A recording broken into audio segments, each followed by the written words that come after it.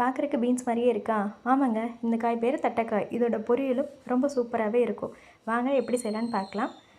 ஒரு கடாயில் எண்ணெய், கடுகு, கருவேப்பிலை, கடலைப்பருப்பு, வெங்காயம், பச்சை மிளகா இதெல்லாமே சேர்த்து நல்லா வதக்கிக்கலாங்க. இன்றைக்கி இந்த பொரியலுக்கு நான் தேங்காய் எண்ணெய் சேர்த்துருக்கேன். தேங்காய் எண்ணெய் சேர்த்தா இன்னும் ரொம்ப மணமாகவும் இருக்கும், டேஸ்ட்டும் நல்லாவே இருக்கும். அதே மாதிரி நீங்களும் ட்ரை பண்ணி பாருங்கள். இப்போ வெங்காயம் வதங்கிடுச்சுங்க. கூடவே காயையும் போட்டு ஒரு 2 நிமிஷம் எண்ணெயிலே நல்லா வதக்கி எடுத்துக்கிறேங்க. இப்போ காய் ஓரளவுக்கு வதங்கி இருக்குது. இந்த ஸ்டேஜில் கொஞ்சமாக தண்ணி சேர்த்துக்கிறேன். இந்த காய்க்கு ரொம்ப தண்ணி தேவையில்லைங்க, அளவாக இருந்தாலே போதும். மூடி போட்டு ஒரு 5 நிமிஷம் மட்டும் வேக வச்சு எடுத்துக்கலாங்க. இப்போ காயில் இருக்க தண்ணி எல்லாமே வற்றிடுச்சு. இதில் நான் உப்பு மட்டும் சேர்த்துக்கிறேன். உப்பு சேர்த்து ஒரு 2 பெரட்டல் விட்டாலே போதுங்க. பாருங்கள் காய் எந்த அளவுக்கு வெந்து வந்திருக்குன்னு. அவ்வளோதாங்க. இப்போ உப்பு பார்த்துட்டு ஸ்டவ் ஆஃப் பண்ணிடலாம். இறக்குனதுக்கப்புறமா தேங்காய் சேர்த்துக்கோங்க. தேங்காய் சேர்க்கும்போது இன்னுமே டேஸ்ட்டு நல்லாயிருக்கும்.